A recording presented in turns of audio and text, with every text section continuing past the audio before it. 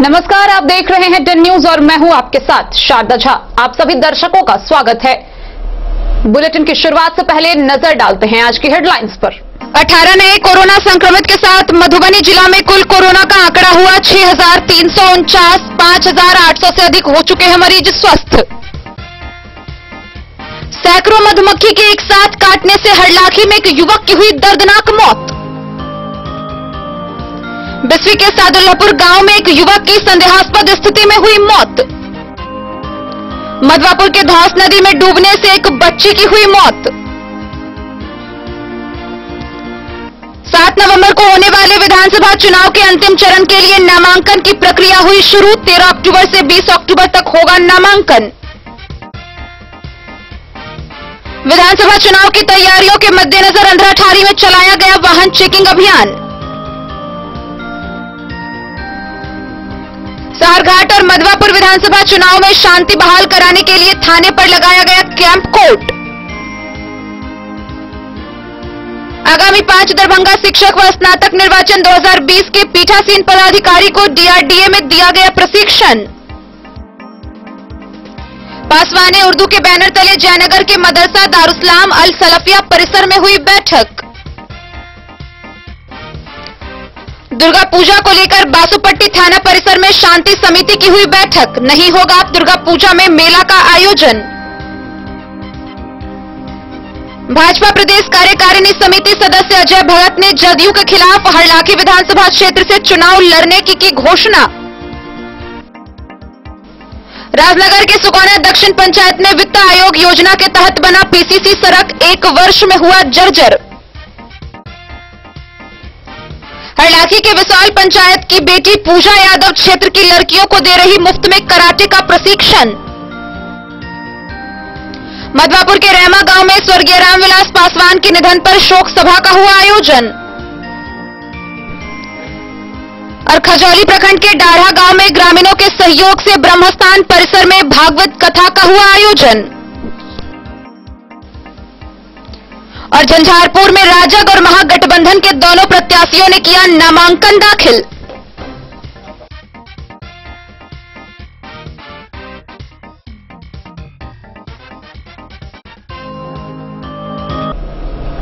खबरें अब विस्तार से। मधुबनी जिले में कोरोना संक्रमण का दौर अभी भी नहीं थमा है। हर रोज नए नए संक्रमित सामने आ रहे हैं। हालांकि एक और जहां हर रोज 100 से 200 का आंकड़ा आता था, वहीं यह 50 से भी कम पर सिमट गया है। आईडीएसपी की रिपोर्ट के अनुसार रविवार को पूरे जिले भर में कुल 18 लोगों की रिपोर्ट कोरोना पॉजिटिव आई है। और इसी के साथ रविवार तक आईडीएसपी की रिपोर्ट के अनुसार मधुबनी जिला में कुल कोरोना संक्रमितों की संख्या 6,349 हो गई है। मधुबनी जिला में कोरोना का संक्रमण अभी भी थमा नहीं है। आईडीएसपी की रिपोर्ट के अनुसार 11 अक्टूबर यानी कि रविवार को जिले भर में कुल 18 कोरोना मरीज मिले हैं। हालांकि इस बीच राहत की खबर यह है कि जहां प्रतिदिन 100 से 200 मरीजों का आंकड़ा पहुंचता था, वहीं अब यह 50 से भी कम पर सिमट गया है। रविवार को कुल 18 कोरोना पॉजिटिव मरीज की आईडीएसपी ने पुष्टि की है, जिसमें झंझारपुर प्रखंड से 5, खजौली प्रखंड से 4, राजनगर प्रखंड से 1, बेनीपट्टी प्रखंड से 1, खजौली प्रखंड से 1, रहका प्रखंड से 1 व मधुबनी सदर के बड़ा बाजार, सदर अस्पताल, भौवारा, एसबीआई व अन्य जगहों से मरीज सामने आए हैं। और इसी के साथ जिले भर में कुल मरीजों का आंकड़ा 6,349 पर पहुंच गया है। हालांकि इन 6,349 में से 5800 से ज्यादा मरीज ठीक हो चुके हैं। मधुबनी जिले में कोरोना का रिकवरी दर 51% है, जिस वजह से 6,349 में से 5800 से ज्यादा मरीज स्वस्थ होकर अपने घर को जा चुके हैं। बहरहाल मौजूदा स्थिति को देखते हुए लोगों को अभी भी सतर्कता बरतने की जरूरत है। कोरोना मरीजों की संख्या में कमी जरूर आई है, लेकिन अभी भी यह संक्रमण लगातार बढ़ रहा है। मरीजों की पॉजिटिव होने की पुष्टि अभी भी लगातार की जा रही है। इसलिए जरूरी है कि स्वास्थ्य विभाग द्वारा जारी गाइडलाइन का पूरी तरह अनुपालन किया जाए। नियमित अंतराल पर हाथों को साबुन से अच्छी तरीके से धोते रहे। सार्वजनिक जगहों पर जाने से पहले नाक और मुंह ढकने के लिए फेस मास्क और तौलिए का इस्तेमाल करें। बार बार छूने वाली चीजों के लिए सैनिटाइजर का प्रयोग करें।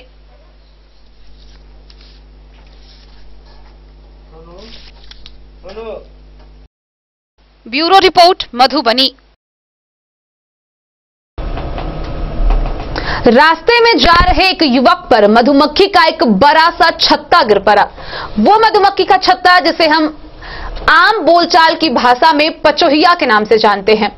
और आपको बता दें कि युवक पर छाता गिरने के बाद सैकड़ों मधुमक्खियों ने डंक मारना शुरू किया और युवक अगले आधे घंटे तक दर्द से छटपटाता रहा, लेकिन आसपास के एक भी लोग उसे बचाने नहीं पहुंचे। मामला हरलाखी प्रखंड के हिसार गांव का है, जहां पचोहिया के काटने के बाद युवक की मौत हो गई। क्या है पूरा मामला, आइए दिखाते हैं। हरलाखी के खिरहट थाना क्षेत्र के हिसार गांव निवासी एक युवक की मौत मधुमक्खी, जिसे आम बोलचाल की भाषा में पचोहिया कहते हैं, उसके काटने से हो गई। मृतक की पहचान हिसार गांव निवासी दुखी मुखिया की करीब 25 वर्षीय पुत्र सुरेश मुखिया के रूप में बताया गया है। जानकारी के अनुसार शनिवार की दोपहर युवक बैंक के काम से बाइक से जा रहा था, जहां लक्ष्मीपुर टोला में आगे चल रही ट्रैक्टर पर लदे एक कटघरे जो आम के पेड़ से लग गई और पेड़ पर बसेरा लिया पचोहिया का छाता उस युवक पर गिर गया। तभी सैकड़ों पचोहिया युवक पर हमला बोल दिया। प्रत्यक्षदर्शियों ने बताया कि युवक के पूरे बदन पर सैकड़ों पचोहिया काट रहे थे। इस दौरान वह युवक छटपटाता रहा, लेकिन किसी की हिम्मत नहीं हुई कि उसे बचाने का कोई पहल कर सके। करीब आधा घंटा बाद सभी पचोहिया वापस पेड़ पर लगे छाते में चला गया। इसके बाद लोगों ने उनके परिजनों को घटना की सूचना दी, जिसके बाद आनंद फानन में परिजनों ने उसे बेनीपट्टी के एक निजी क्लिनिक में इलाज के लिए ले गए, जहां देर शाम इलाज के क्रम में युवक ने दम तोड़ दिया। इधर सूचना मिलते ही थाना पुलिस मौके पर पहुंची और परिजनों के सहमति से शव को पोस्टमार्टम के लिए भेज दिया। गौरतलब है कि मृतक की शादी 6 वर्ष पहले हुई थी। मृतक की एक छोटी पुत्री है। इधर उसके मौत से परिजनों का रो रो कर बुरा हाल हो रहा है। गांव में मातम पसरा हुआ है। गौरतलब है कि घटना के 2 दिन बाद भी लक्ष्मीपुर गांव स्थित मुख्य मार्ग किनारे उस पेड़ के डाली पर पचोहिया का छाता बरकरार है, लेकिन इसको हटाने की दिशा में किसी के द्वारा कोई पहल नहीं हो रही है, जिससे फिर किसी के साथ इस प्रकार की घटना होने की संभावना है। वहीं जहां पेड़ है उस जमीन के मालिक ने कहा कि पचोहिया के छाता हटाने का उसमें साहस नहीं है और हटाने का उसे कोई उपाय भी सूझ नहीं रहा है।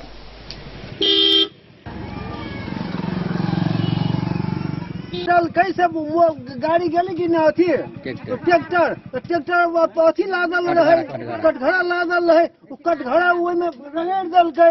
रगड़ला के बाद तावे में इहो मोटरसाइकिल सब पुंग गेली वही दोग में ट्रैक्टर के दोगे में पुंग गेले। बस एकरा पर छत्ते गिर पड़ले देह पर, तो 20 किलो डाल के भाग गेलो। तो घटना दोपहर को टाइम जा रहा था, वो लक्ष्मी टोल पे मंगनाठा जा रहा था। मंगनाठा जाते टाइम वहाँ पर जो लक्ष्मी टोल के पास में एक ट्रैक्टर पे एक कटघरा लोड था। कटघरा लोड के वहाँ पे आगे ट्रैक्टर जा रहा था, पीछे साइड में वो था, तो पेड़ में लग के वहाँ पर जो बिरनी का खोदा, पचोहिया बिरनी का खोदा था ना, वो टूट के उसको बदन पे गिर गया। बदन पे गिरा, पूरा बदन उसको पकड़ लिया। वहाँ पर बहुत सारा पब्लिक भी जा रहा था, उसको भी 15-20 जन को पकड़ लिया। उसी टाइम पर वो वहाँ पर मूली पकड़ घसट रहा था। वहाँ पब्लिक को छुड़ाने भी नहीं जाता, ऐसा बिरनी था वो। उसको फिर हॉस्पिटल ले गया बेनीपट्टी, वहाँ भी इलाज किया। इलाज करने टाइम थोड़ा ठीक था। शाम को 7:30 बजे टाइम तक वहाँ ठीक था। फिर बाद में 7:30 बजे के बाद उसको न डेट वहाँ पर बोला कि ये एक्सपायर हो गया। फिर बाद में वहाँ पर एम्बुलेंस से उसको भेज दिया गया। सुरेश मुखिया नाम है, मेरा भाई है, चचेरा भाई है। मेरा नाम रामजतन मुखिया है, थाना हरलाखी, खिरहर थाना खिरहर है। हरलाखी से संजय राउत की रिपोर्ट। बिस्फी थाना क्षेत्र के सादुल्लापुर गांव निवासी एक युवक की संदेहास्पद स्थिति में मौत होने का मामला सामने आया है। सूत्रों की माने तो मृतक की भाभी ने चाय में जहर मिलाकर पूरे परिवार को पिला दी थी, जिससे युवक की मौत हो गई। बहरहाल क्या है पूरा मामला, आइए देखते हैं। बिस्फी थाना क्षेत्र के सादुल्लापुर गांव निवासी संतोष साह की मृत्यु संदेहास्पद स्थिति में होने का एक सनसनीखेज मामला प्रकाश में आया है। इस संबंध में मृतक संतोष साह की पत्नी रेणु देवी का आरोप है कि मृतक का अपने भाभी के साथ अवैध संबंध था, जिसके कारण परिवार वालों ने जबरन जहर पिला दी, जिससे उसकी मौत डीएमसीएच दरभंगा में इलाज के दौरान हो गई। रेणु देवी ने बिस्फी थानाध्यक्ष को आवेदन देकर न्याय की गुहार लगाई है। थाना को दिए आवेदन में उसने कहा कि बीते 9 अक्टूबर को चंदा अपने मायके दरभंगा जिला के हायाघाट थाना क्षेत्र के थलवारा गांव अपने साथ संतोष को ले गई। 10 अक्टूबर को चंदा के पति शिव नारायण साह व सास सरस्वती देवी सभी ने मिलकर जबरन उसे जहर पिला दिया, जिसे मरणासन अवस्था में इलाज के लिए डीएमसीएच लाया, जहां 10 बजे रात उसकी मौत हो गई।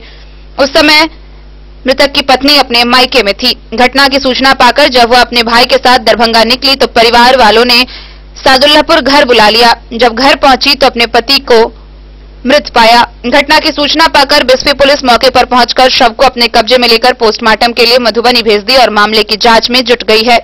दूसरी ओर सूत्रों के अनुसार परिवार के सदस्यों के द्वारा अवैध संबंध का विरोध करने पर चंदा देवी ने समूचे परिवार को चाय में जहर देकर पिला दी और अपने भी पी लिया, जिसमें देवर संतोष की मौत इलाज के क्रम में हो गई। अन्य 5 सदस्य इलाजरत है, जिससे महिला के 2 पुत्र, पति समेत सास भी शामिल है। इलाजरत अन्य सदस्यों की स्थिति खतरे से बाहर बताई जा रही है। इस संबंध में पूछे जाने पर बिस्फी के थानाध्यक्ष संजय कुमार ने कहा कि शव का पोस्टमार्टम करा लिया गया है। घटना थलवारा गांव का है, इसलिए शव को वहीं भेजा जा रहा है। प्राथमिकी भी वहां के संबंधित थानों में दर्ज की जाएगी। बिस्फी से सत्यनारायण यादव की रिपोर्ट।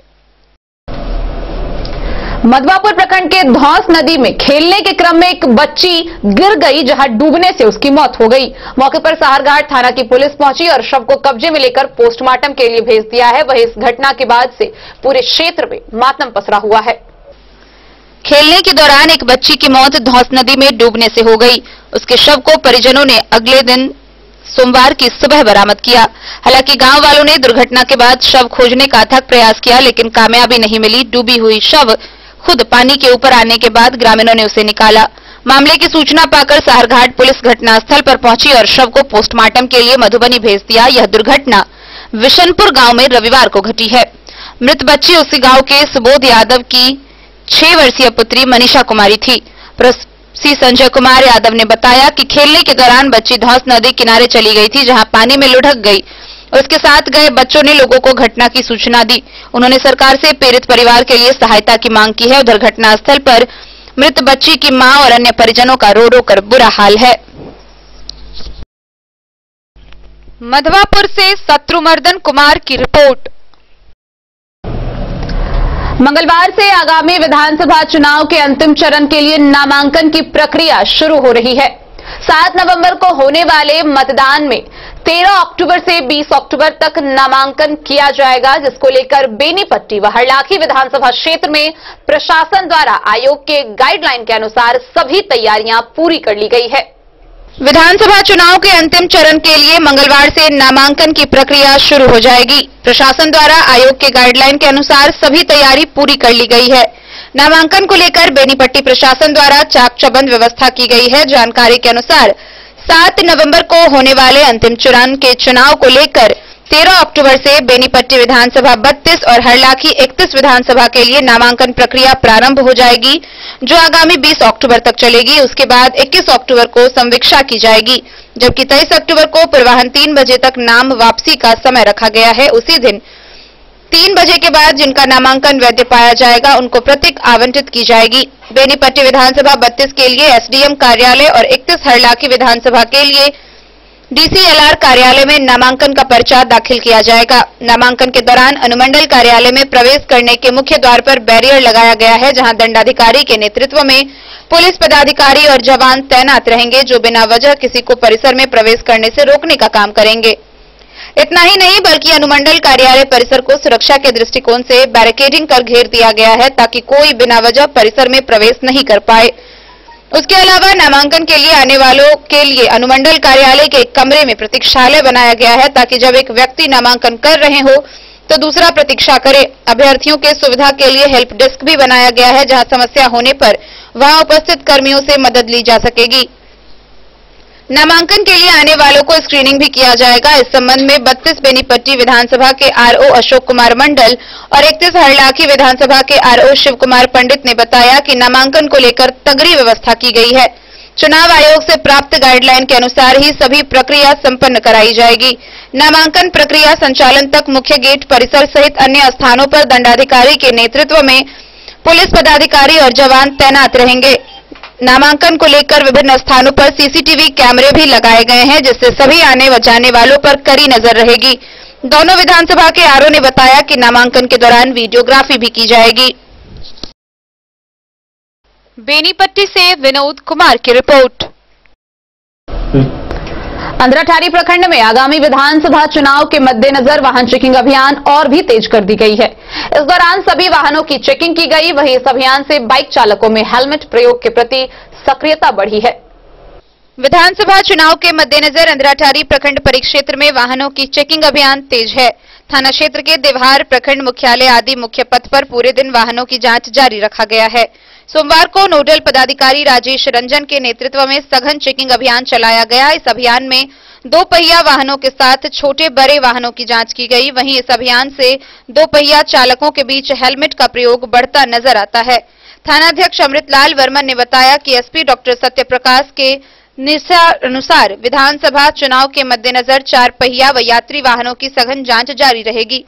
इसमें डिक्की व वाहन के अंदर सघन तलाशी ली जा रही है, जबकि बाइक सवारों व अन्य चालकों को यातायात नियमों का पालन करने के प्रति जागरूक भी किया जा रहा है। उन्होंने कहा कि इस अभियान से बाइक चालकों में हेलमेट प्रयोग के प्रति सक्रियता बढ़ी है। अभियान में वशिष्ठ नारायण शुक्ला, रुपेश कुमार शामिल थे।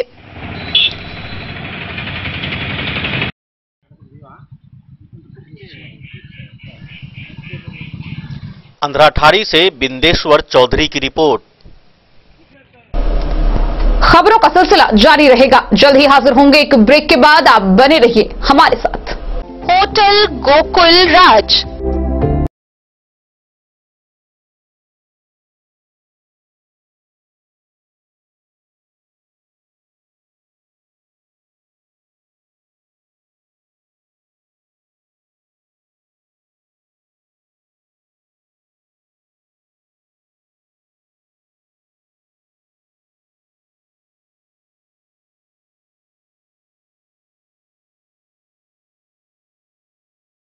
शहर के भीड़ भाड़ से दूर शांति और सुकून से भरे वातावरण में मधुबनी शहर के लहरियागंज वार्ड नंबर 1 में पूरे मिथिलांचल क्षेत्र का सबसे भव्य होटल होटल गोकुल राज 4 मंजिला इमारत की इस होटल में है 4 बड़े बड़े बैंकेट हॉल, रिंग सेरेमनी, शादी, मीटिंग या पार्टी, हर एक आयोजन के लिए अलग से हॉल की व्यवस्था, रेस्टोरेंट की व्यवस्था जहां एक से बढ़कर एक लजीज व्यंजनों का मिलेगा संगम और रहने का उचित प्रबंध, suite room, AC room, non AC room से सुसज्जित होटल जहां लिफ्ट की भी है व्यवस्था, पार्किंग का पूरा इंतजाम।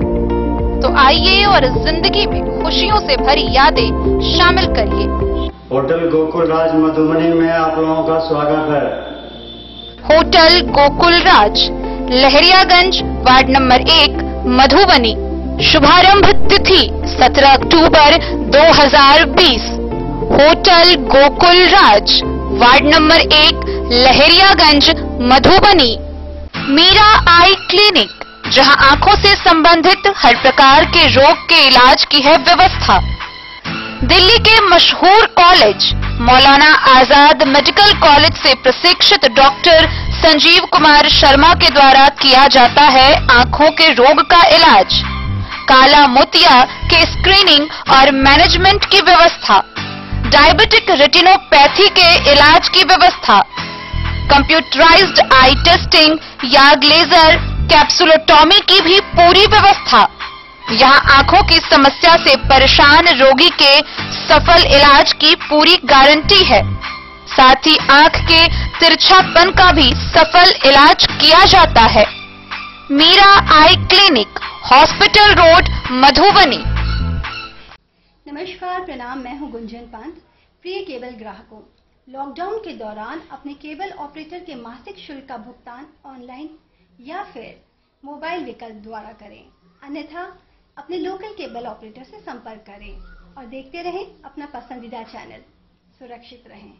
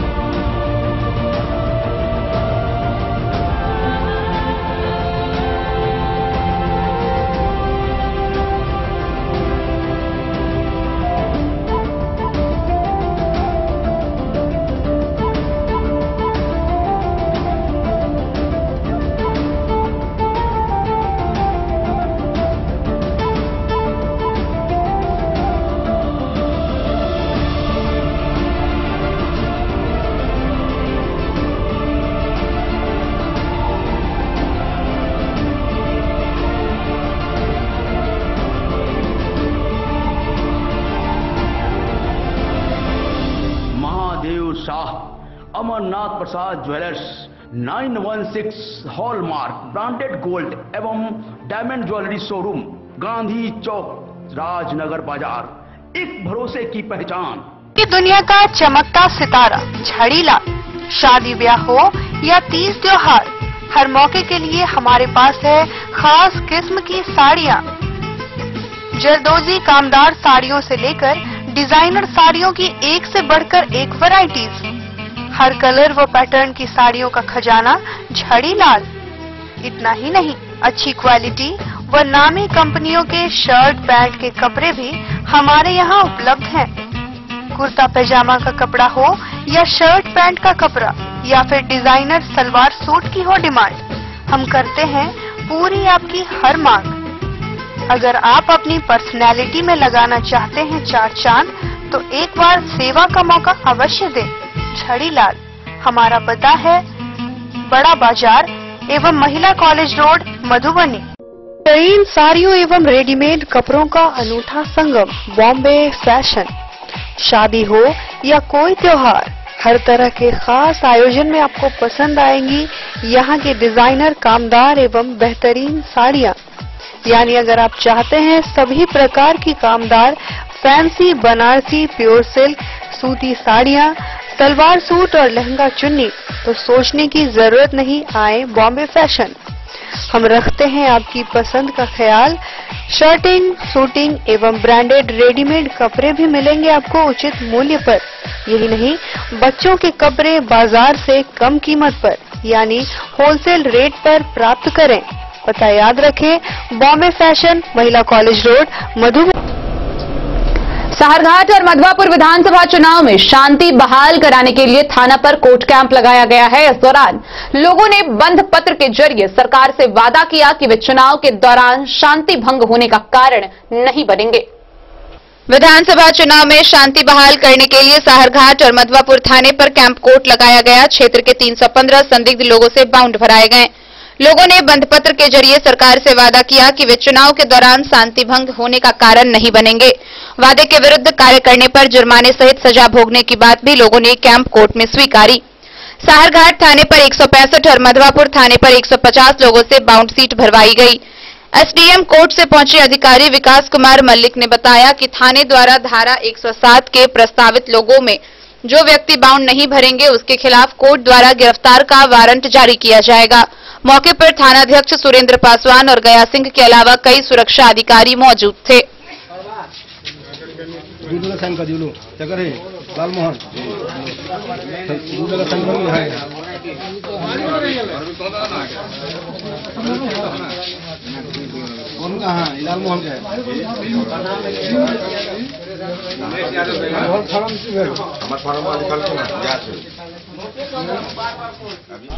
मधवापुर से शत्रुमर्दन कुमार की रिपोर्ट। आगामी 5 दरभंगा शिक्षक एवं स्नातक निर्वाचन 2020 के पीठासीन पदाधिकारी एवं मतदान कर्मियों को डीआरडीए के सभा कक्ष में प्रशिक्षण दिया गया। रविवार को मधुबनी डीआरडीए सभागार कक्ष में आगामी 5 दरभंगा शिक्षक एवं स्नातक निर्वाचन 2020 के पीठासीन पदाधिकारी P1, P2, P3 का 2 दिवसीय प्रशिक्षण प्रारंभ हुआ। गौरतलब है कि 5 दरभंगा स्नातक एवं शिक्षक निर्वाचन 2020 का मतदान 22 अक्टूबर को होना है, जबकि इसकी मतगणना 12 नवंबर को होगी। इसके पीठासीन पदाधिकारी सभी प्रखंडों के प्रखंड विकास पदाधिकारी व अंचलाधिकारी होते हैं। Bureau report, Madhubani. पासवाने उर्दू के बैनर तले जयनगर प्रखंड के मदरसा दारुस्सलाम अल सलफिया परिसर में एक बैठक हुई। इस दौरान जावेद अख्तर ने मदरसों के व्यवस्थापक से अनुरोध करते हुए कहा कि मदरसों में बच्चों को शिक्षा के प्रति जागरूक करे। साथ ही यह भी कहा कि बच्चे शिक्षित हो तो नौकरी घर चल कर आएंगी। जयनगर प्रखंड के देवधा गांव के भगवती चौक स्थित मदरसा दारुस्सलाम अल सलफिया परिसर में पासवाने उर्दू के बैनर तले एक बैठक आयोजित की गई। बैठक में उर्दू के साथ सरकार द्वारा सौतेलापन रवैये को लेकर लोगों ने चर्चा की। बंगला टीईटी संघ के अध्यक्ष हसन रजा अमजदी ने कहा कि सरकार ने 27,000 उर्दू पास उम्मीदवार में ग्रेस के नाम पर 12,000 लाभार्थियों को फेल कर दिया। फेल लाभार्थियों ने उच्चतम न्यायालय का दरवाजा खटखटाया। अभी वर्तमान में आचार संहिता के कारण फाइल रुका हुआ है। उन्होंने कहा कि बिहार विधानसभा चुनाव संपन्न होने के बाद उम्मीद है कि ये 12,000 लाभार्थियों को भी जरूर न्याय मिलेगा। वहीं जावेद अख्तर ने मदरसों के व्यवस्थापक से अनुरोध करते हुए कहा कि मदरसों में बच्चों को शिक्षा के प्रति जागरूक करें। शिक्षा के बिना मनुष्य का जीवन अधूरा रहता है। बच्चे शिक्षित हो तो नौकरी घर चल कर आएंगी। बैठक को मौलाना फैयाज, मौलाना मुख्तार आलम अमजदी, शकील, अमजद अली, नसीम, जाहिद, मुबारक, आफरोज, इमरान, बिलाल, सहमद समेत अन्य मौजूद थे। क्या कीजिएगा आप? मौलाना आजाद खुश हैं ग्रांट में, इमदाद में? आप इमदाद के लायक हैं? 70 साल आजादी के 70 साल के बाद में भी मदरसा बिहार का मदरसा 70 सालों के बाद भी सरकारी नहीं हो पाया। 70 सालों के बाद भी सरकारी नहीं हो पाया। अंग्रेज का वक्त था 24% मुसलमान सरकारी नौकरी में थे। जिस वक्त में तालीम नहीं थी, शिक्षा एजुकेशन नहीं था, उस वक्त में क्या होता था पता है? बहुत गिने चुने लोग पढ़ते थे। उस टाइम में 24% मुसलमान सरकारी नौकरी में। आज घर घर तालीम, और तालीम के बावजूद भी मुसलमान 2% सरकारी नौकरी में है। 22% मुसलमान कहां चले गए? मोहम्मद अली के साथ हनुमान प्रसाद मोर की रिपोर्ट। आगामी दुर्गा पूजा को लेकर बासोपट्टी थाना परिसर में शांति समिति की बैठक हुई। बैठक की अध्यक्षता थाना प्रभारी इंदल यादव ने की। इस दौरान पुलिस निरीक्षक प्रवीण कुमार झा हर हाल में सरकार द्वारा दुर्गा पूजा के लिए जारी गाइडलाइन का अनुपालन करने का निर्देश दिए। बासोपट्टी थाना पर दुर्गा पूजा को लेकर शांति समिति का बैठक किया गया। इसकी अध्यक्षता थाना प्रभारी इंदल यादव ने की।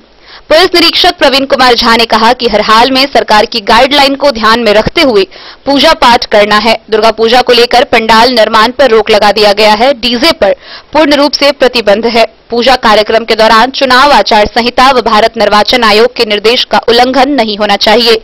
इसके आसपास तोरण द्वार व स्वागत द्वार नहीं बनाया जाएगा। किसी भी प्रकार के मेले का आयोजन नहीं होगा। किसी प्रकार के विसर्जन जुलूस की अनुमति नहीं दी जाएगी। विसर्जन विजयादशमी को ही पूर्ण कर लिया जाएगा। कोई सामुदायिक भोज या प्रसाद का वितरण नहीं किया जाएगा।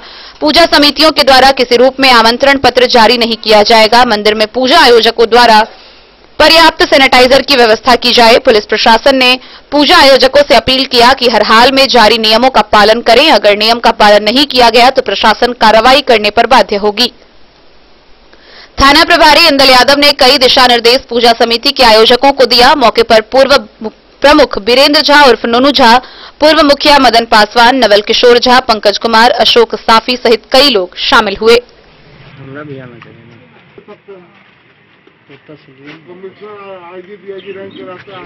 बासोपट्टी से रोशन ठाकुर की रिपोर्ट। भारतीय जनता पार्टी के खाते में हरलाखी विधानसभा की सीट नहीं मिलने से पार्टी के लोगों ने गठबंधन से बगावत करने की बात ठान ली है। जदयू के खिलाफ भाजपा प्रदेश कार्यकारिणी समिति सदस्य अजय भगत ने हरलाखी विधानसभा क्षेत्र से चुनाव लड़ने की घोषणा की है। भारतीय जनता पार्टी के खाते में हरलाखी विधानसभा की सीट नहीं मिलने से पार्टी के लोगों ने गठबंधन से बगावत करने की बात ठान ली है। जदयू के खिलाफ भाजपा प्रदेश कार्यकारिणी समिति सदस्य अजय भगत ने हरलाखी विधानसभा क्षेत्र से चुनाव लड़ने की घोषणा की है। एक प्रेस कॉन्फ्रेंस के जरिए उन्होंने कहा कि उन्हें पीएम नरेंद्र मोदी के कार्य और नीतियों से विरोध नहीं है, लेकिन स्थानीय जदयू विधायक से भाजपा कार्यकर्ताओं की ही नहीं बल्कि आम नागरिकों की भी नाराजगी है। इसलिए पार्टी समर्थकों की राय के मुताबिक उन्होंने हरलाखी विधानसभा क्षेत्र से एनडीए गठबंधन के खिलाफ चुनाव लड़ने का संकल्प लिया है।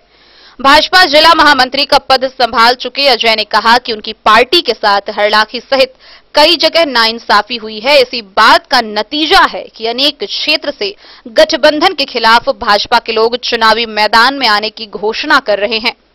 एक बैठक की चर्चा करते हुए उन्होंने कहा कि मधवापुर सहित अन्य प्रखंडों के भी तमाम कार्यकर्ता उन्हें चुनाव लड़ने के लिए मन आगे किया है, इसलिए वे पार्टी के कार्यकर्ताओं की राय को नहीं टाल सकते।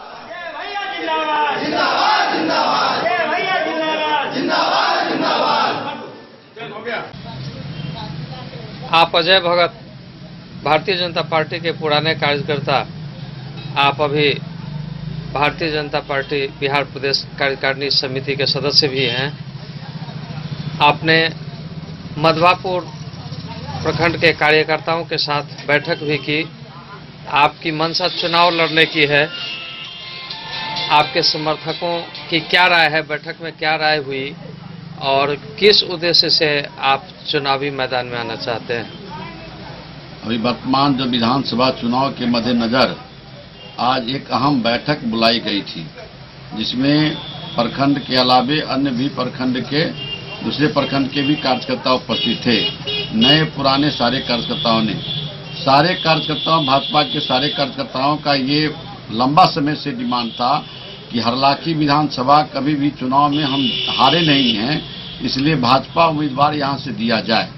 लेकिन कुछ परिस्थिति के कारण यहाँ नहीं दिया गया। वर्तमान जो विधायक है उनके प्रति नाराजगी है लोगों को, और असम्मान करते हैं, सम्मान नहीं किसी का करते हैं। इसलिए सारे कार्यकर्ताओं ने बैठ के निर्णय लिया कि हम भाजपा का उम्मीदवार अपना उतारेंगे।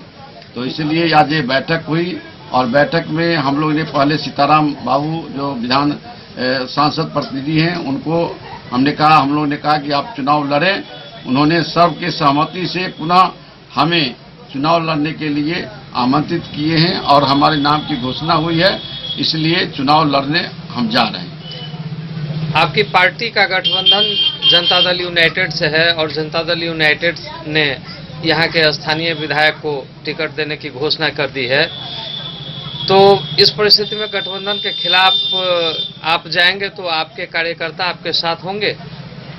हम लोग माननीय नरेंद्र मोदी, अमित शाह के नेतृत्व में आस्था व्यक्त करते हैं और भारत के साथ साथ बिहार भी नरेंद्र मोदी के नेतृत्व में सुरक्षित है और विकास कर रहा है। और यहाँ पर विधानसभा में हमारे विधायक जो ऊपर के नेता है वो बनने नहीं आएंगे। विकास के दृष्टिकोण से यहाँ के लोग जानते हैं कि किन्हें निर्वाचित करना है और जिनको निर्वाचित करना है उसके बारे में उन लोगों ने ठान लिया है और सारे कार्यकर्ता एकजुट होकर के संकल्पित होकर बोला है कि भाजपा कार्यकर्ता जो निर्वाचित किया गया, चुना गया है अजय भगत जी को, तो उनके साथ कदम से कदम मिलाकर के पूरी विधानसभा के कार्यकर्ता हमारे साथ रहेंगे। मधवापुर से शत्रुमर्दन कुमार की रिपोर्ट। खबरों का सिलसिला जारी रहेगा। जल्द ही हाजिर होंगे एक ब्रेक के बाद। आप बने रहिए हमारे साथ। ज्वेलरी हाउस स्वर्णश्री, सोने की शुद्धता मापने वाला यंत्र कैरेटोमीटर यहाँ उपलब्ध है, क्योंकि सोने की शुद्धता और आपके विश्वास के साथ कोई समझौता नहीं। रत्न, सोना व चांदी के हर तरह के आभूषणों के लिए एक बार अवश्य आएं। लाइट वेट व बेहतरीन कारीगरी वाले गहनों का अनूठा संगम। आपका भरोसा ही है हमारी पूंजी। बिना किसी मिलावट व पूरी शुद्धता के साथ हॉलमार्क गहने आपको देना हमारा परम कर्तव्य। तो देर किस बात की, अपने मनपसंद गहनों की खरीदारी के लिए आज ही आए। पता याद रखें, jewellery house Swarnashree, Bada Bazar, Madhubani. Shakuntala sales digi world. Shakuntala sales digi world, यहाँ आपको मिलेगा हर तरह का इलेक्ट्रॉनिक होम अप्लायंसेज। जी हाँ, घर के जरूरत और ऐशो आराम के सभी इलेक्ट्रॉनिक उपकरण यहाँ उपलब्ध हैं। उचित मूल्य के साथ विभिन्न कंपनियों के सामानों के लिए डीजी वर्ल्ड देता है आपको विश्वसनीयता की पूरी guarantee. Whirlpool, Godrej, LG, Samsung, Sansui, Videocon सहित कई और कंपनियों के सामान उचित मूल्य पर प्राप्त करें। इतना ही नहीं, AC, LED, cooler, refrigerator, washing machine, Triveni अलमीरा, चिमनी, लैपटॉप और मोबाइल के लिए आपको कहीं और जाने की जरूरत नहीं। तो आइए शकुंतला सेल्स डीजी वर्ल्ड और अपने मनपसंद सामानों की खरीदारी कर अपने घर ले आइए। पता याद रखें, Shakuntala sales digi world, head post office road, Madhubani. यहाँ सभी इलेक्ट्रॉनिक अप्लायंसेज में 0% के इंटरेस्ट पर बजाज फाइनेंस के द्वारा ईएमआई पर खरीदारी की सुविधा।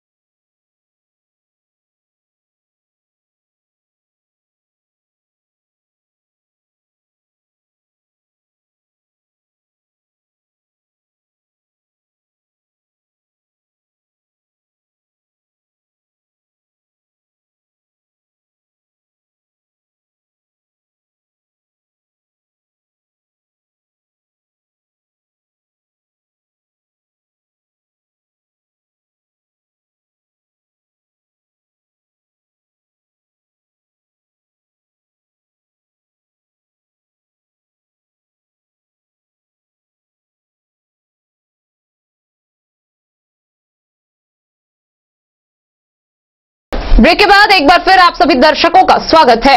आगे बढ़ने से पहले नजरें हेडलाइंस पर। 18 नए कोरोना संक्रमित के साथ मधुबनी जिला में कुल कोरोना का आंकड़ा हुआ 6,349, 5,800 से अधिक हो चुके हैं मरीज स्वस्थ। सैकड़ों मधुमक्खी के एक साथ काटने से हरलाखी में एक युवक की हुई दर्दनाक मौत। बिस्वी के सादुल्लापुर गांव में एक युवक की संदेहास्पद स्थिति में हुई मौत।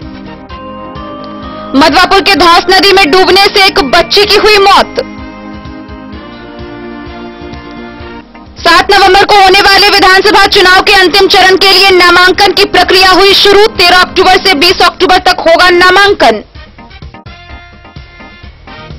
विधानसभा चुनाव की तैयारियों के मद्देनजर अंधराठारी में चलाया गया वाहन चेकिंग अभियान। सारघाट और मधवापुर विधानसभा चुनाव में शांति बहाल कराने के लिए थाने पर लगाया गया कैंप कोर्ट। आगामी 5 दरभंगा शिक्षक व स्नातक निर्वाचन 2020 के पीठासीन पदाधिकारी को डीआरडीए में दिया गया प्रशिक्षण। पासवाने उर्दू के बैनर तले जयनगर के मदरसा दारुस्सलाम अल सलफिया परिसर में हुई बैठक। दुर्गा पूजा को लेकर बासुपट्टी थाना परिसर में शांति समिति की हुई बैठक। नहीं होगा अब दुर्गा पूजा में मेला का आयोजन। भाजपा प्रदेश कार्यकारिणी समिति सदस्य अजय भगत ने जदयू के खिलाफ हरलाखी विधानसभा क्षेत्र से चुनाव लड़ने की घोषणा। राजनगर के सुगौना दक्षिण पंचायत में वित्त आयोग योजना के तहत बना पीसीसी सड़क 1 वर्ष में हुआ जर्जर। हरलाखी के विशाल पंचायत की बेटी पूजा यादव क्षेत्र की लड़कियों को दे रही मुफ्त में कराटे का प्रशिक्षण। मधवापुर के रहमा गांव में स्वर्गीय रामविलास पासवान के निधन पर शोक सभा का हुआ आयोजन।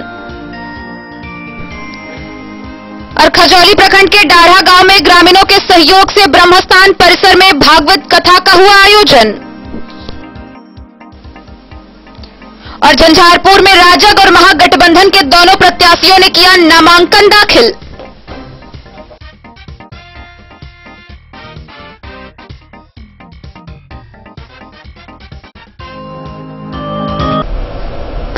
राजनगर प्रखंड के सुगौना दक्षिण पंचायत में वित्त आयोग योजना के अंतर्गत बना पीसीसी सड़क 1 वर्ष में ही जर्जर हो गया और 1 वर्ष बीतने के बाद भी जनप्रतिनिधि से लेकर विभागीय अधिकारी तक किसी का भी इस ओर ध्यान नहीं है। राजनगर प्रखंड क्षेत्र के सुगौना दक्षिणी पंचायत में पंचम वित्त आयोग योजना अंतर्गत बने पीसीसी सड़क 1 वर्ष में ही जर्जर हो गया। इस योजना में बना यह सड़क बिल्कुल खास्ता कचौरी बन गया है। शिलान्यास के शिलापत्र में योजना का सिर्फ नाम है, लेकिन प्राक्कलन राशि अंकित नहीं की गई है। यह पीसीसी सड़क रंजीत राय के घर से भन्नू मंडल घर तक जिला परिषद सदस्य द्वारा अनुशासनित योजना से निर्माण किया गया। जिला पार्षद रूबी कुमारी के द्वारा पथ निर्माण कार्य वित्त वर्ष 18-19 में किया गया था, जिसका कार्य एजेंसी जिला अभियंता जिला परिषद मधुबनी है।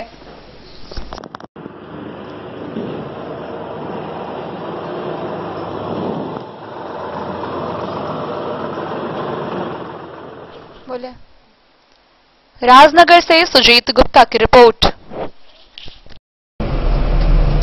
हरलाखी प्रखंड के विशाल पंचायत के रामपुर गांव की बेटी पूजा यादव क्षेत्र की लड़कियों को मुफ्त में कराटे का प्रशिक्षण दे रही है। कराटे में ब्लैक बेल्ट हासिल कर चुकी पूजा हर एक लड़की को उसकी सुरक्षा के लिए आत्मनिर्भर बनाना चाहती है। कहते हैं कि जब कुछ कर गुजरने का जज्बा हो तो उसके आगे कोई परेशानी टिक नहीं सकती। मंजिल उन्हीं को मिलती है जिनके सपनों में जान होती है। पंख से कुछ नहीं होता, हौसलों से उड़ान होती है। ऐसा ही कुछ कर दिखा रही है हरलाखी प्रखंड के विशाल पंचायत के एक छोटे से गांव रामपुर में जन्मी एक गरीब किसान की 22 वर्षीय बेटी पूजा यादव। आज पूजा के बुलंद हौसलों ने समाज में एक मिसाल कायम कर दी है और समाज के लिए प्रेरणा का स्रोत बनकर वो उभर रही है। कराटे गर्ल पूजा समाज के लड़कियों व महिलाओं की आत्मरक्षा के लिए उन्हें निःशुल्क कराटे प्रशिक्षण दे रही है, ताकि लड़कियां किसी भी विषम परिस्थिति में असामाजिक तत्वों से मुकाबला कर अपनी रक्षा स्वयं कर सके। कराटे में ब्लैक बेल्ट हासिल कर चुकी पूजा बताती है कि करीब 2 साल पहले मेरे भाई ने मुझे मैरी कॉम फिल्म देखने के लिए प्रेरित किया, जिसके बाद मैंने वो फिल्म देखी और तभी से मुझ में एक जुनून सवार हो गया और मैंने ठान ली कि मैं पढ़ाई के साथ साथ कराटे का प्रशिक्षण लूंगी और बेटियों को निःशुल्क प्रशिक्षण देकर उन्हें आत्मनिर्भर बनाऊंगी ताकि आए दिन हो रहे दुष्कर्म व छेड़छाड़ जैसी घटनाओं का मुकाबला स्वयं कर सके। ऐसा ही कुछ दृढ़ संकल्प लेने के बाद सबसे पहले मधुबनी का एक एकेडमी ज्वाइन किया। करीब 1 साल बाद ट्रेनिंग लेने के बाद स्टेट चैंपियन बनी। इसके बाद नेशनल लेवल का ट्रेनिंग लेने के लिए मैं दिल्ली गई, जहां प्रशिक्षण मैं ले रही हूं।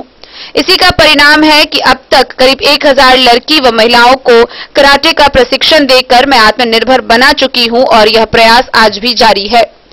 पूजा की मां ककुलती देवी व पिता रामचरित्र यादव बताते हैं कि शुरू में तो हमने साफ मना ही कर दिया था, क्योंकि गांव के लोग हमारे हिम्मत और साहस को तोड़ दिए थे और एक बेटी को कराटे के लिए घर से दूर नहीं भेजने का सलाह दे रहे थे। लेकिन जब बेटे ने समझाया तो उसकी बातों को मान ली।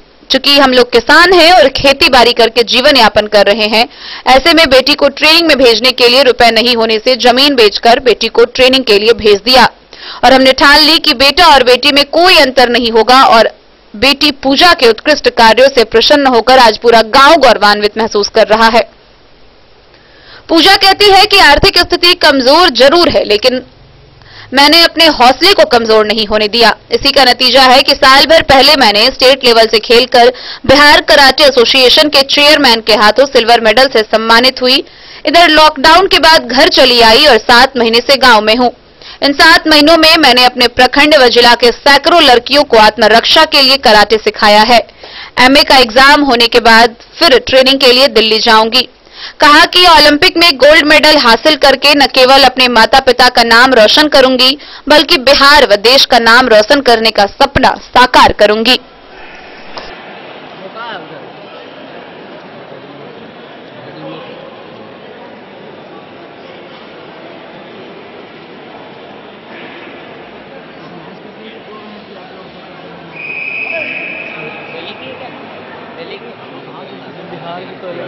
बिहार के दिल्ली में लगभग 1 महीने से ये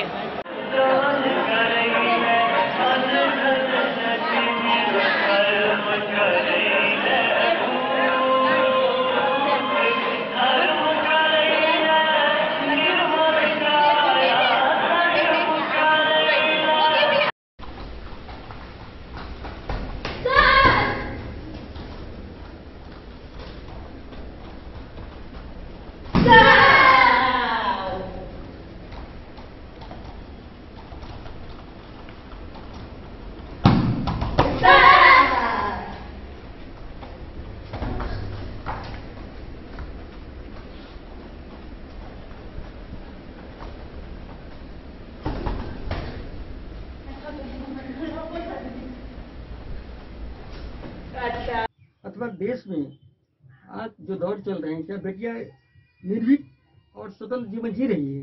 बिल्कुल भी नहीं।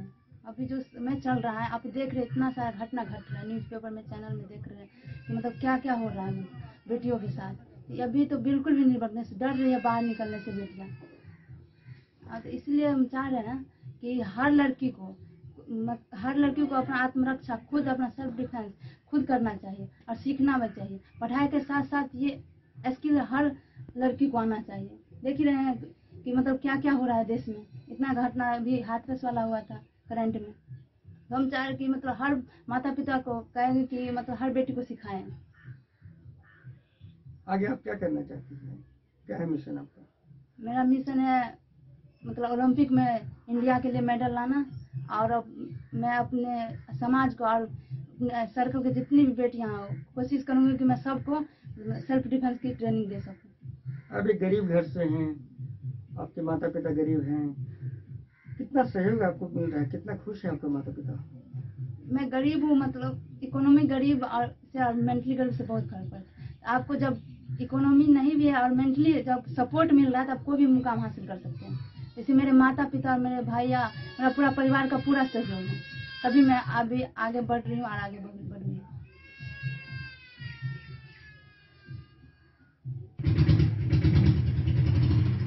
आज हम बैठे हैं मधुबनी जिला के जो हरलाखी प्रखंड है, हरलाखी प्रखंड की एक छोटी सी बस्ती, और ये हुई पूजा जी हमारे साथ। जानते हैं इनके बारे में। इन्होंने अपने लाइफ में कितने लड़कियों को कराटे सिखा रखी हैं और क्या जरूरी है, कैसे इनका मिशन बना ऐसा। तो पूजा जी स्वागत है आपका। बताइए जो आप जो कराटे के काम कर रहे हैं, जो सिखाने वाला ट्रेनिंग करवा रहे हैं, फिलहाल आपने कहाँ तक पहुँचे अपने मुकाम तक? अभी हमें स्टेट मतलब नेशनल नहीं खेला, लेकिन स्टेट लेवल में लेना है। स्टेट खेल चुकी हूँ, नेशनल मेडल लाना है। आपने कितने साल पहले कहाँ से ट्रेनिंग ली थी? हम 2 साल पहले 2018 में स्टार्ट किए थे, मधुबनी से ट्रेनिंग लेना। और मैं फिलहाल अभी दिल्ली में ले रही हूँ कराटे का। तो दिल्ली में आप घर आए हैं लॉकडाउन या कुछ? हाँ सर, मतलब मेरा स्टेट सिलेक्शन होने वाला था होली के टाइम, तो मैं घर आई थी। इसके बाद स्टेट सिलेक्शन तो कैंसिल हो गया, सब गया। उस टाइम लॉकडाउन हो गया, तो मैं अभी गांव में ही हूँ। कहाँ से प्रेरणा मिला आपको? जो ये प्रेरणा मुझे उस टाइम मैरी कॉम मूवी आया था, तो मेरे भैया ने मुझे वो मूवी दिखाया जो मैरी कॉम के बना था। तो वो मूवी देख के मुझे बहुत प्रेरणा मिली और मैंने देखा कि मतलब समाज में बहुत कुछ चल रहा है इस टाइप से। हर आदमी को मतलब हर लड़की को मतलब अपना आत्मरक्षा कर मतलब अपना रक्षा खुद कर सकती है।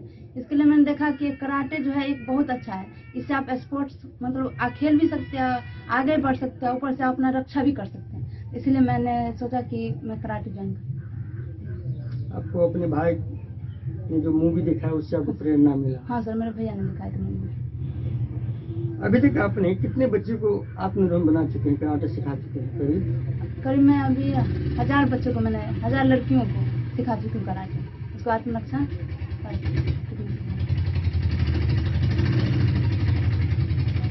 हरलाखी से संजय राउत की रिपोर्ट।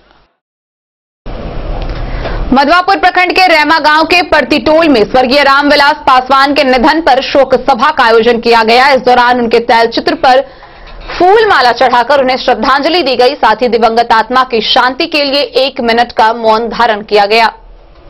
खाद्य आपूर्ति मंत्री स्वर्गीय रामविलास पासवान के निधन पर रेमा गांव के परतीटोल पर शोक सभा की गई।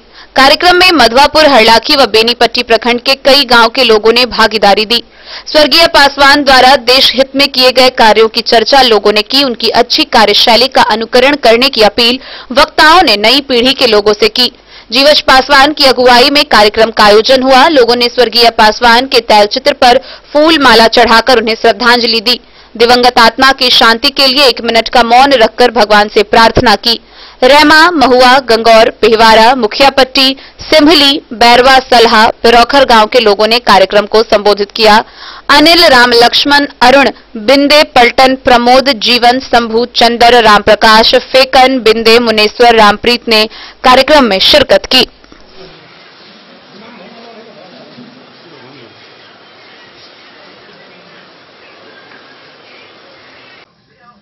आप पूर्व मुखिया जीवछ पासवान, मुखियापट्टी पंचायत, बताएं आपकी अध्यक्षता में एक कार्यक्रम किया गया है, क्या कार्यक्रम है और किस तरह से, कहां, किस जगह पर वो कार्यक्रम किया गया? कार्यक्रम रईमा गांव के अनुसूचित जाति कॉलोनी में सार्वजनिक सामुदायिक भवन में किया गया। कार्यक्रम स्वर्गीय रामविलास पासवान के निधन पर शोक सभा की आयोजन हुई।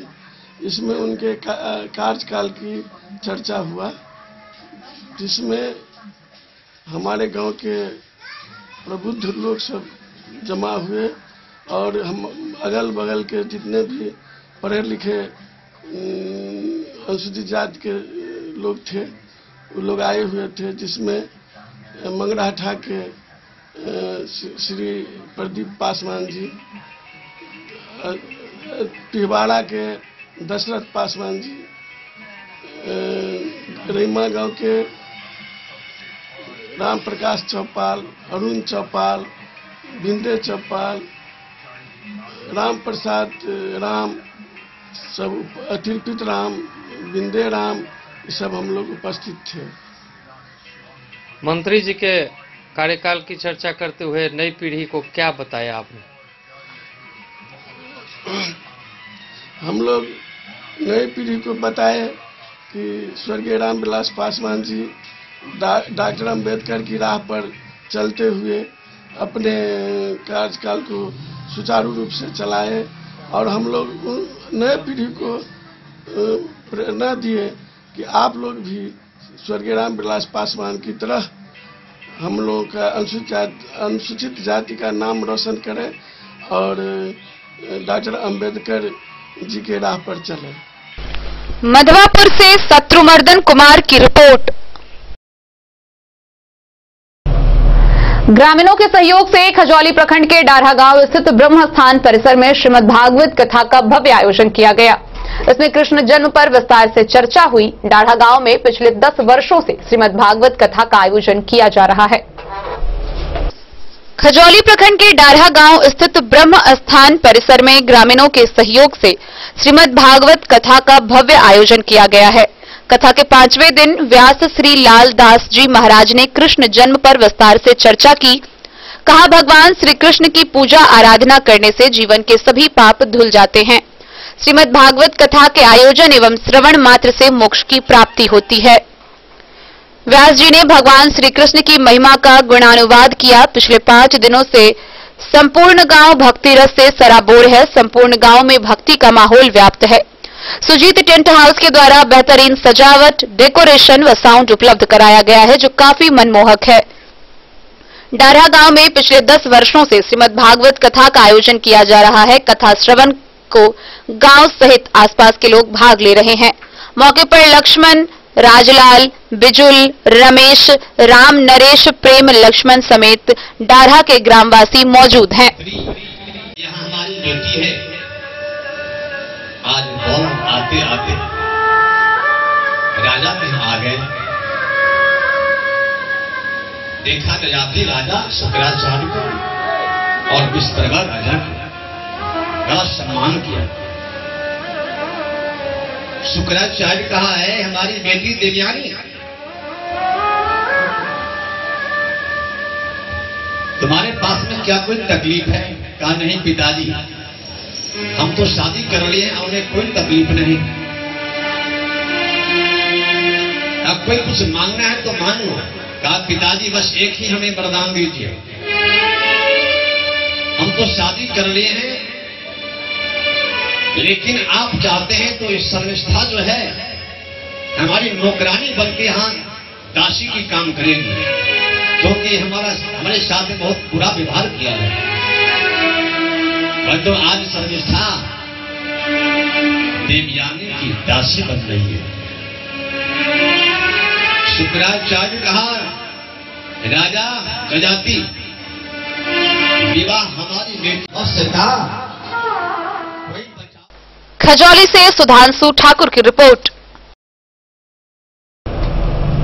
भाजपा नेता व एनडीए प्रत्याशी पूर्व मंत्री नीतीश मिश्रा ने झंझारपुर विधानसभा से अपना नामांकन दाखिल किया। वहीं महागठबंधन के प्रत्याशी व भाकपा नेता राम नारायण यादव ने भी नामांकन पत्र दाखिल किया। सोमवार को झंझारपुर में राजग और महागठबंधन के दोनों प्रत्याशियों ने नामांकन किया। दोनों प्रत्याशी कोविड के नियमों का पालन करते पाए गए। झंझारपुर में सबसे पहले भाजपा नेता व एनडीए प्रत्याशी पूर्व मंत्री नीतीश मिश्रा ने निर्वाची पदाधिकारी के कार्यालय में अपना नामांकन पत्र दाखिल किया। नामांकन के बाद नामांकन परिसर से बाहर उपस्थित लोगों ने भाजपा नेता को फूल मालाओं से लाद दिया। नामांकन के बाद एनडीए प्रत्याशी नीतीश मिश्र ने प्रेस प्रतिनिधियों को संबोधित करते हुए कहा कि अगर जनता एक बार फिर विश्वास जताती है तो राज्य के विकास को एक नई गति मिलेगी। उन्होंने अपने संक्षिप्त संबोधन में कहा कि मुख्यमंत्री नीतीश कुमार और प्रधानमंत्री नरेंद्र मोदी के संयुक्त नेतृत्व में न केवल झंझारपुर और न केवल मिथिला बल्कि संपूर्ण बिहार देश के अन्य राज्यों के बराबरी में खड़ा होगा और झंझारपुर की सेवा करने का कोई मौका नहीं छोड़ूंगा। बिहार में अपने उम्मीदवारों के समर्थन में भारतीय जनता पार्टी ने कैंपेन शुरू कर दिया है। जिला के झंझारपुर विधानसभा में भाजपा उम्मीदवार नीतीश मिश्रा के समर्थन में प्रचार करने पहुंचे प्रदेश के उप मुख्यमंत्री और वरिष्ठ नेता सुशील कुमार मोदी ने कहा कि प्रधानमंत्री नरेंद्र मोदी के कुशल नेतृत्व में देश का सर्वांगीण विकास हो रहा है। बिहार में राजग अपार बहुमत से जीतकर सरकार बनाएगी। सुशील मोदी ने कहा कि बिहार में इस चुनाव में आम जनों में स्वतः स्फूर्ति राजग के प्रति समर्पण है। सरकार ने जो विकास किया है उसी की बानगी है कि हम इस चुनाव में भी प्रदेश में अपार बहुमत के साथ विजयी होंगे। वहीं इस मौके पर पूर्व मंत्री नीतीश मिश्रा ने कहा कि झंझारपुर में गत 5 वर्षों का जो गैप रहा है उसकी भरपाई करूंगा, छात्रों और युवा वर्ग के भविष्य के लिए काम करूंगा। प्रधानमंत्री नरेंद्र मोदी के आत्मनिर्भर भारत की दिशा में कदम बढ़ेंगे। मुख्यमंत्री नीतीश कुमार के सबका साथ सबका विकास प्रभावी होगा। उन्होंने कहा कि झंझारपुर से मेरा व्यक्तिगत लगाव है, पार्टी ने इस बार टिकट दिया है, जनता चुनेगी, मौका देगी और झंझारपुर का विकास होगा। नीतीश मिश्रा वर्ष 2000 के विधानसभा चुनाव से लगातार यहां से चुनाव लड़ते रहे हैं।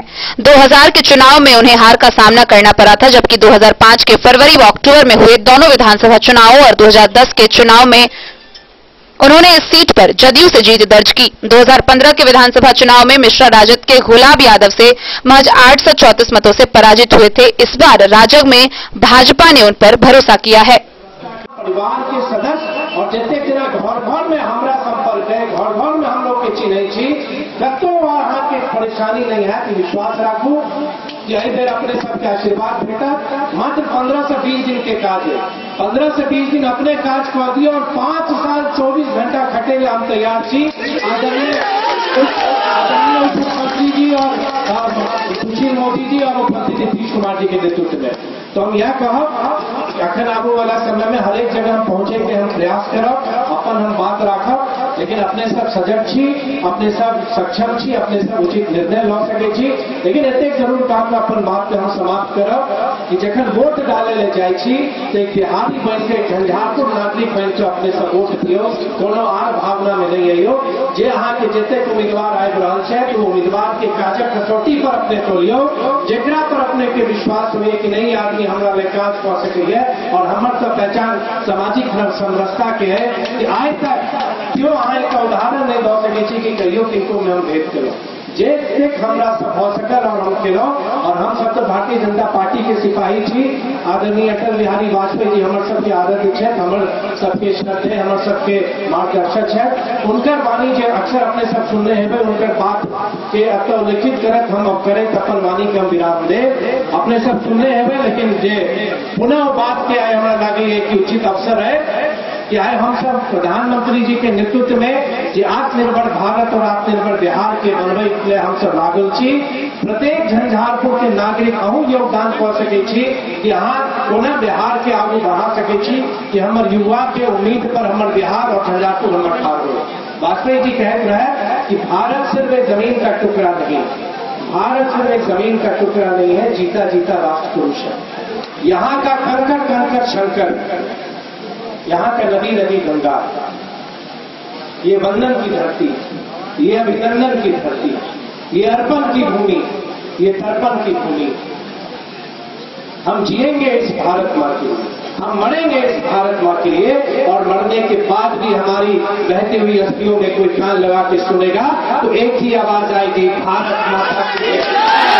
बहुत बहुत अपने सबके धन्यवाद। और अपने उपलब्धता देखिए या रोड कनेक्टिविटी देखिए या अन्य इंफ्रास्ट्रक्चर देखिए तो बहुत इम्प्रूवमेंट हुआ है 15 वर्षों में। और अब मैं मानता हूं कि बहुत सही समय है जब राज्य सरकार आदरणीय नीतीश जी के नेतृत्व में और प्रधानमंत्री आदरणीय नरेंद्र मोदी जी के नेतृत्व में हम लोग विकास को एक नई गति दे सकते हैं, एक नई दिशा दे सकते हैं। अगर जनता पुनः विश्वास व्यक्त करती है तो मुझको पूरा यकीन है कि आने वाले समय में आप देखेंगे न सिर्फ झंझारपुर, न सिर्फ मिथिला, बल्कि बिहार भी अन्य राज्यों की तुलना में बराबरी पर खड़ा होगा। कि बहुत सही समय है जब राज्य सरकार आदरणीय नीतीश जी के नेतृत्व में और प्रधानमंत्री आदरणीय नरेंद्र मोदी जी के नेतृत्व में हम लोग विकास को एक नई गति दे सकते हैं, एक नई दिशा दे सकते हैं। अगर जनता पुनः विश्वास व्यक्त करती है तो मुझको पूरा यकीन है कि आने वाले समय में आप देखेंगे न सिर्फ झंझारपुर, न सिर्फ मिथिला, बल्कि बिहार भी अन्य राज्यों की तुलना में बराबरी पर खड़ा होगा। नामांकन के बाद महागठबंधन के प्रत्याशी राम नारायण यादव ने भी पत्रकारों को संबोधित किया।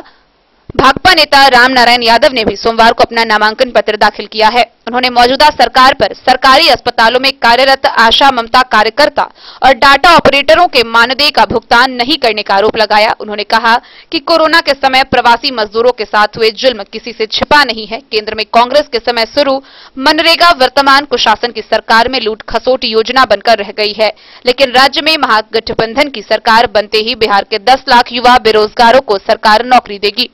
एक प्रश्न के जवाब में भाकपा नेता ने आसन्न चुनाव को अमीरी और गरीबी के बीच की लड़ाई बताते हुए कहा कि हम जीतेंगे और जीतने के बाद झंझारपुर को जिला बनवाना हमारी प्राथमिकता होगी। करने आए हैं, आप किस मुद्दे पर चुनाव लड़ने क्या मुद्दा रहेगा? महागठबंधन समर्थित सीपीआई के प्रत्याशी के रूप में मैं राम नारायण यादव नामांकन दाखिल करने आया। महागठबंधन 5 दलों की गठबंधन है। राष्ट्रीय जनता दल, कांग्रेस, सीपीआई, सीपीएम और सीपीआईएमएल। महाभारत की लड़ाई में कौरव और पांडव के बीच में जो धर्म और अधर्म का युद्ध हुआ था, उसमें 5 पांडव थे। पांडव की जीत हुई और पांडव के महाभारत के युद्ध में पांडव के रथ पर सारथी के रूप में श्री कृष्ण तैनात थे।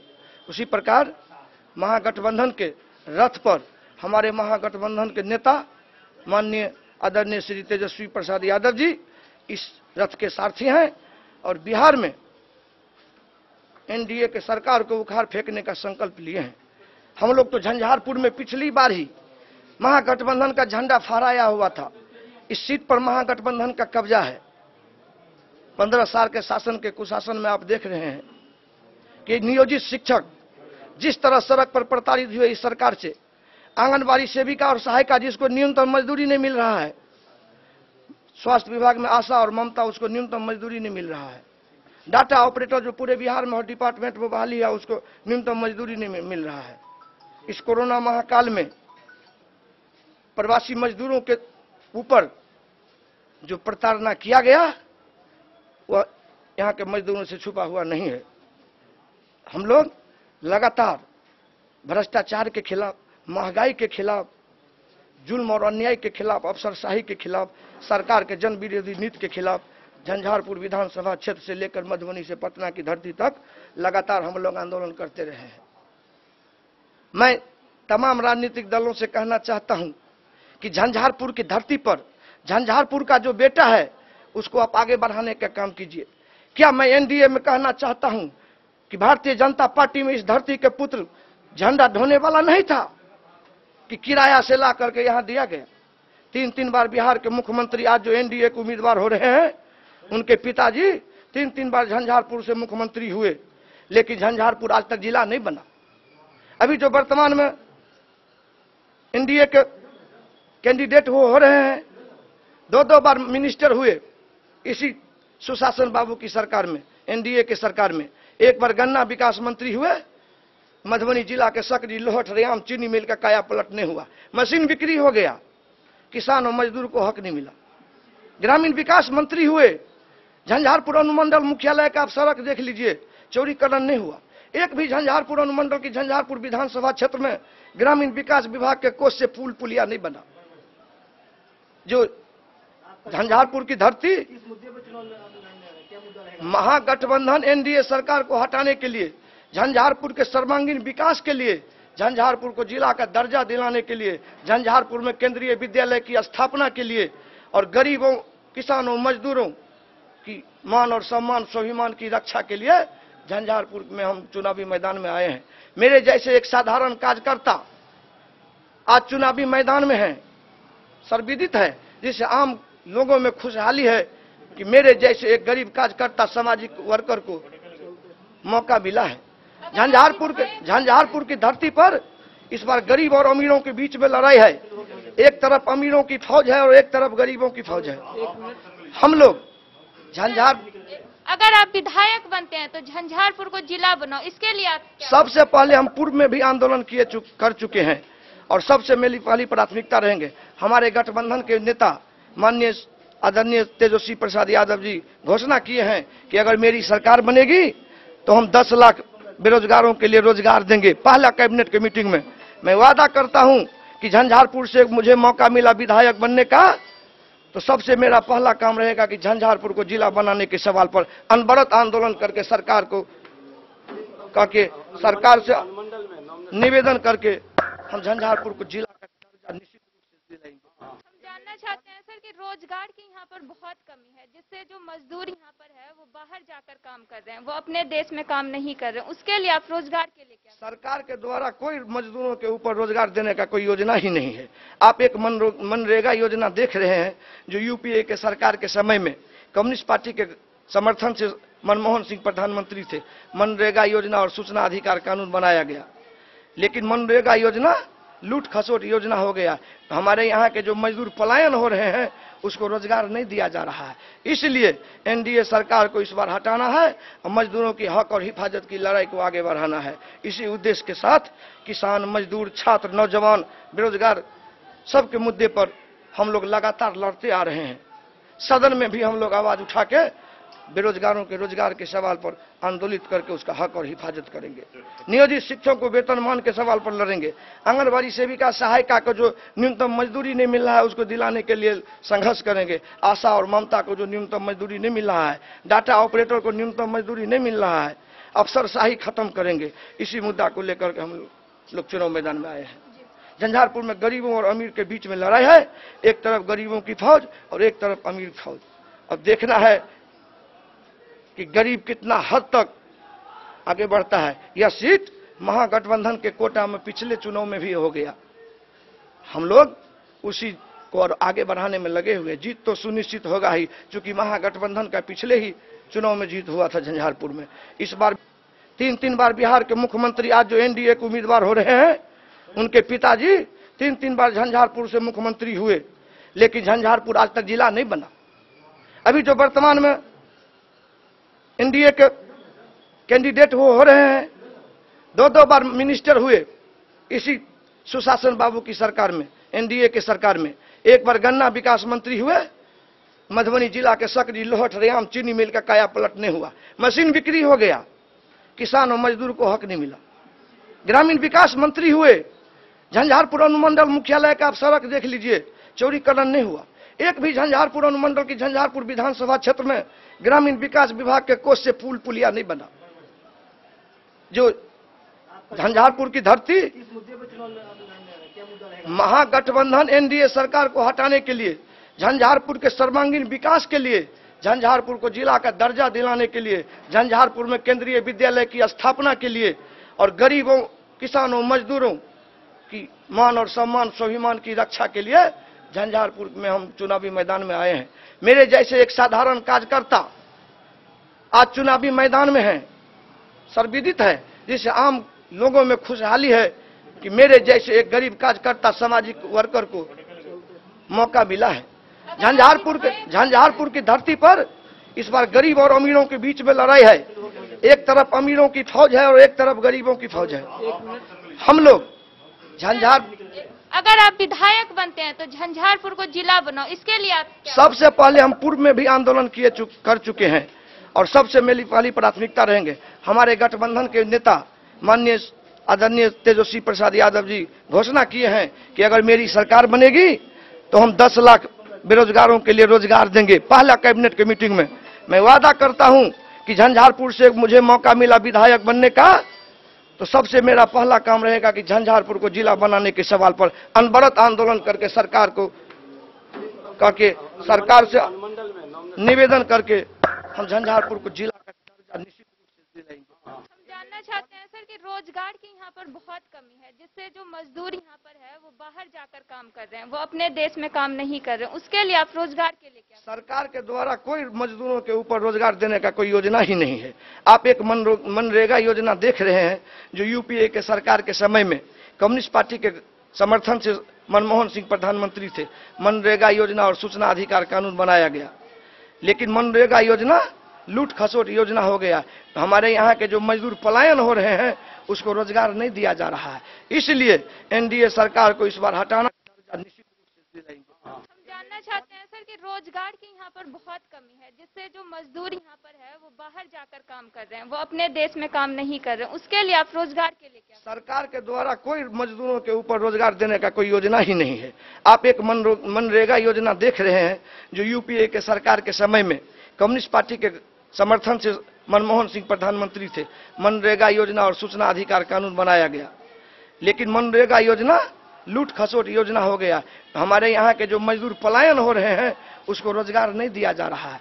इसलिए एनडीए सरकार को इस बार हटाना है और मजदूरों की हक और हिफाजत की लड़ाई को आगे बढ़ाना है। इसी उद्देश्य के साथ किसान, मजदूर, छात्र, नौजवान, बेरोजगार सबके मुद्दे पर हम लोग लगातार लड़ते आ रहे हैं। सदन में भी हम लोग आवाज उठा के बेरोजगारों के रोजगार के सवाल पर आंदोलित करके उसका हक और हिफाजत करेंगे। नियोजित शिक्षकों को वेतनमान के सवाल पर लड़ेंगे।